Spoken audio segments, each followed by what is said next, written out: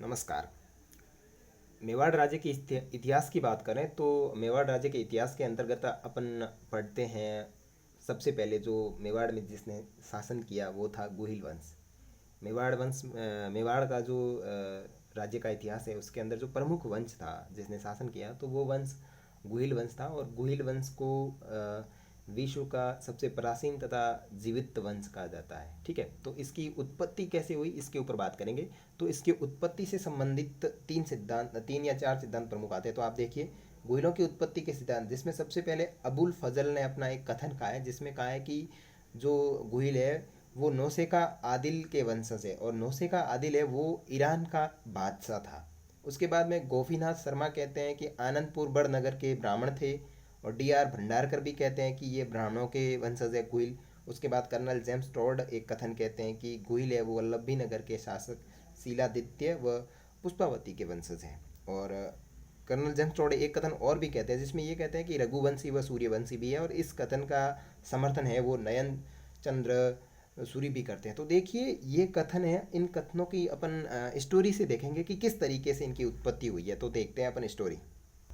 तो देख लीजिए स्टोरी इस प्रकार से है। अबुल फजल ने कथन में क्या कहा था कि जो गोहिल है वो नौसेका आदिल के वंशज है और नौसेका आदिल है वो ईरान का बादशाह है। तो इसको देखिए इस प्रकार से, देखो ईरान का बादशाह था जिसका नाम था नौसेका आदिल। ठीक है, उसके एक पुत्र पैदा हुआ जिसे नौसेजाद कहा जाता था।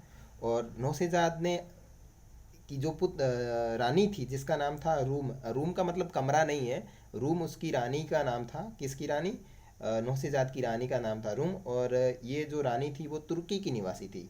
फिर इन दोनों ने क्या किया, धर्म परिवर्तन कर लिया और ईसाई धर्म को अपनाया। ठीक है, इसके बाद में ईसाई धर्म को अपनाने के बाद में इस नौसेजाद ने क्या किया, भारत के ऊपर अटैक किया। ठीक है, भारत के ऊपर आक्रमण करने के बाद ये भारत में रहे, भारत में रहने लगे। फिर इसके दिमाग में ख्याल आया है कि जिस में राजाओं ने मुझे यहाँ ईरान के अंदर जो नकारा था, जिन्होंने मुझे डांटा था, जिन्होंने मेरी मतलब एक प्रकार से कहें समाज के सामने मतलब बुराइयां की थी, तो उसका बदला लेने के लिए इसने क्या किया, वापस पर्सिया जिसे फारस कहा जाता है, जिसे ईरान कहा जाता है, उसके ऊपर क्या किया, आक्रमण किया। और आक्रमण के टाइम वो वहाँ वीर गति को प्राप्त हो गया। लेकिन जो इसकी रूम यानी उसकी पत्नी जो थी वो क्या हुई, वो यहाँ निवास करने लग गई, भारत में ही निवास करने लगी। तो भारत में रहने लगी। भारत में रहने के कारण अबुल फजल ने ये कहा है कि जो घुइल वंश है वो इनकी संतानें हैं। ठीक है, ये पहला कथन तो कंप्लीट होता है। अब दूसरे कथन के बारे में देखते हैं। तो देखिए दूसरा कथन अब बात करेंगे कर्नल जेम्स टोड की, जिसने कहा है कि शीलादित्य तथा पुष्पावती की संतान मानी जाती है। तो आप इसको देखिए सबसे पहले। ठीक है, सूर्य सूर्य से जो वंशज उत्पन्न हुआ जैसे विवस्वान कहा जाता था। ठीक है, इनकी जो संतान जो वंशज थे वो राजा दशरथ थे। और राजा दशरथ की जो संतान थी जो श्री राम थे, श्री राम की जो संतान थी वो लव कुश थी। और लव कुश की 108वीं जो वंशज थे या संतान थी वो थे विजय भूप। और यहाँ तक के जो राजा थे वो इनकी राजधानी कौन सी थी, अयोध्या राजधानी थी। अब आगे की बात करें तो 108वां जो वंशज था विजय भूप, इनकी छठा वंशज, इनका छठा वंशज था शीलादित्य। ठीक है, तो शीलादित्य की माता का नाम सौभागा देवी, जो देवदत्त ब्राह्मण की पुत्री थी। यहाँ 1 मिनट रुकिएगा आप। ठीक है, जो देवदत्त ब्राह्मण की पुत्री थी। अब हुआ यूं कि जब सौभागा देवी का विवाह हुआ था तो विवाह के पहली रात ही सौभागा देवी के हस्बैंड की मृत्यु हो गई, वीर गति को प्राप्त हो गए। वो किसी युद्ध में लड़ रहे थे, युद्ध लड़ने गए थे और वहाँ उनकी क्या हो गई, डेथ हो गई। डेथ होने के बाद में वापस ये सौभागा देवी है वो वापस देवदत्त ब्राह्मण के पास में आ जाती है और गुरु ऋषि दत्त के पास में रह करके तपस्या करने लगती है। तो आप कहोगे कि सर ये शीलादित्य कहाँ से आया, शीलादित्य इसका पुत्र है। तो शीलादित्य कहाँ से आया, कहीं आपका दिमाग तो खराब नहीं है? वो उसके हस्बैंड की पहले ही मृत्यु हो गई, शादी के पहली रात को ही मृत्यु हो गई। तो ये पुत्र पैदा कहाँ से हुआ? तो देखिए आज के ज़माने की तरह पहले का ज़माना नहीं था। तो ये हुआ यूं कि मृत्यु के बाद में ये अपने पिता के पास में रहने लगी। तो यहाँ गुरु के पास में रहती थी और गुरु ने क्या किया, जो ऋषि दत्त थे वो एक विश्वविख्यात गुरु थे। तो देखो भारतीय संस्कृति के अंदर 16 संस्कार होते हैं और जो प्रथम संस्कार होता है वो बीजारोपण तथा बीजा गर्भाधान से संबंधित संस्कार होता है। तो इस गुरु ने क्या किए थे, बीजा मंत्र बनाए हुए थे, ठीक है।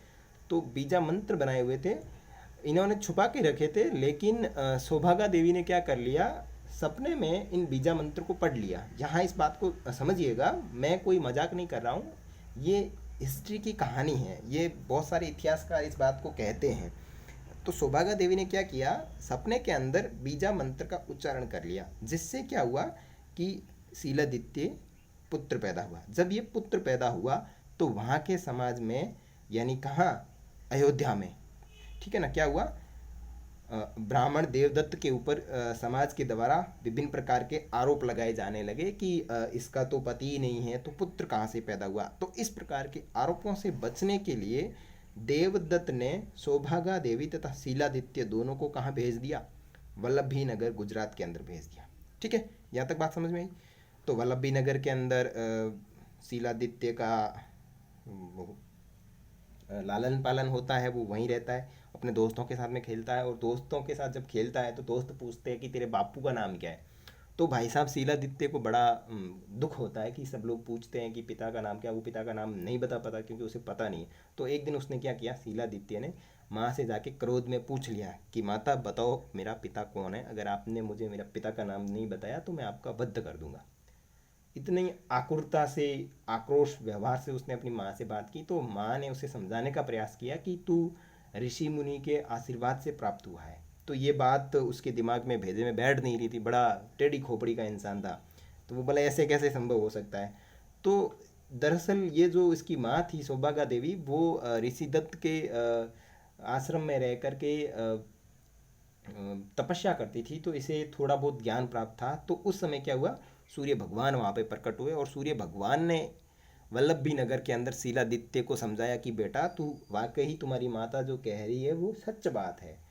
तब इसने मान लिया। तो इससे क्या हुआ, प्रूफ मिल गया, फोटो मिल गया कि हाँ ठीक है भाई, प्रमाण मिल गया। तो इसके दिमाग में क्या हुई, संतुष्टि प्राप्त हुई शीलादित्य के।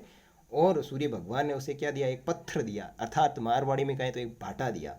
तो ये भाटा बड़ा कमालकारी था। इस भाटे के मदद से ये जिसको भी टच करे वो पत्थर बन जाता था। ये ऐसी कहानी इतिहास में मिलती है कि सूर्य भगवान प्रकट हुए, उन्होंने एक पत्थर दिया था और पत्थर को टच करने पर कोई भी व्यक्ति भाटा बन जाता है सामने। बड़ी मज़े की बात है यार, अगर अगर ऐसा पत्थर मेरे को अब मिल जाए ना, मैं तो जिसको चाहूँ उसको पत्थर बना दूँ। तो भाई साहब इसने धीरे धीरे ऐसे करके करके क्या किया, अपने जो विपक्ष के राजा थे उनको धीरे धीरे काम पे लगाना स्टार्ट कर दिया। और काम पे लगाते लगाते काफ़ी अच्छे शासक बन गए। अच्छे तो क्या कहें, मतलब यूँ राजा बन गए थे।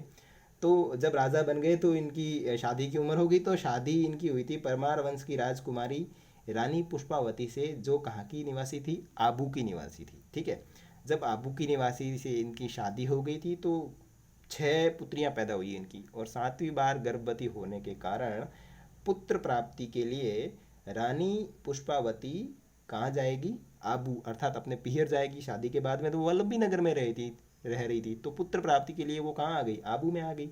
आबू में 2 प्रमुख मंदिर है, एक तो अर्बुदा माता मंदिर और दूसरा है जगत माता मंदिर। ठीक है, जगदम्बा का मंदिर है। तो अर्बुदा माता को राजस्थान की वैष्णो देवी भी कहते हैं। ठीक है, तो ये यहाँ पे थी कौन, रानी पुष्पावती पुत्र प्राप्ति के लिए अपने पियर में आई हुई थी। और पीछे से क्या हुआ, अरबी आक्रमणकारी मलेच्छों ने क्या कर दिया, आक्रमण कर दिया। कहाँ पे, वल्लभी नगर के ऊपर, अर्थात शीलादित्य के ऊपर आक्रमण कर दिया। और शीलादित्य क्या हुआ, वीर गति को प्राप्त हो गया। अब उस टाइम फेसबुक, व्हाट्सएप, कुछ इंस्टाग्राम ऐसे थे नहीं ताकि स्टेटस लगाए और सबको पता चल गया कि भाई भगवान इनकी आत्मा को संतुष्टि प्रदान करे, ऐसा कुछ था नहीं।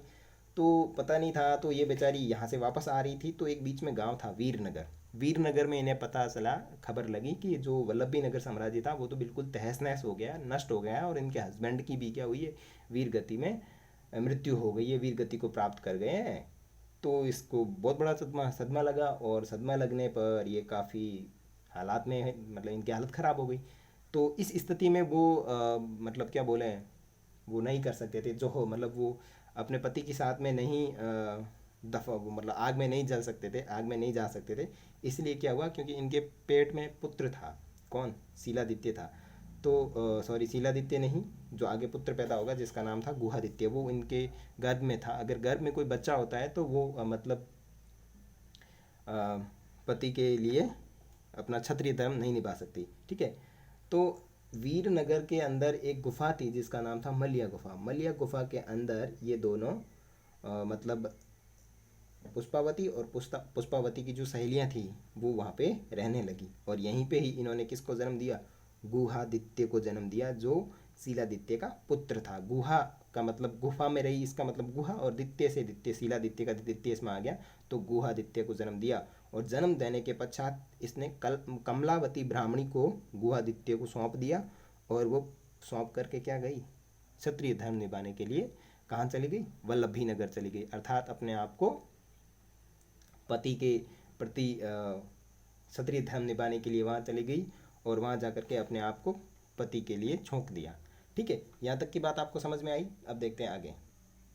अब आता है गुहादित्य। गुहादित्य की माता तो पुष्पावती थी, लेकिन उसने कमलावती लालन पालन के लिए वीरनगर की ब्राह्मणी कमलावती को दे दिया, और इनके द्वारा ही इनका लालन पालन किया गया, और गुहा में जन्म होने के कारण इनका नाम गुहादित्य रखा गया। और आगे बात ये मिलती है कि भील जाति के सहयोग से ये शासक बने थे, और उन्होंने 566 ईस्वी के अंदर गुहिल वंश की स्थापना की जाती है, इनके द्वारा स्थापना की जाती है। और एक सबसे बड़ा फैक्ट ये भी मिलता है कि भील के अंदर एक मंडेला नामक भील था, जिसने अपना अंगूठा काट करके गुहादित्य का राज्य अभिषेक किया था। तो देखिए, इतनी जानकारी के अंतर्गत अपन ये फैक्ट देख सकते हैं। कौन से प्रथम फैक्ट थे जो थे सिद्धांत के, वो देख सकते हैं। ठीक है, वो कौन से सिद्धांत के फैक्ट है। अबुल फजल का अपना कंप्लीट हो गया। गोपीनाथ शर्मा, ये भी हो गया कि बड़नगर के ब्राह्मण थे, बिल्कुल ये भी कंप्लीट हो गया। ब्राह्मणों के वंशज थे, ये भी अपने को समझ में आ गया। वल्लभी नगर के शासक शीलादित्य की पुष्पावती के वंशज थे, ये भी अपने को समझ में आ गया। आई होप आपको ये समझ में आई होगी स्टोरी, और स्टोरी के माध्यम से आप आसानी से समझ गए होंगे। अगर वीडियो अच्छा लगा हो तो लाइक करें, मेरे चैनल पे पहली बार आए हैं तो सब्सक्राइब करें, और दोस्तों के साथ शेयर करें। Thank you.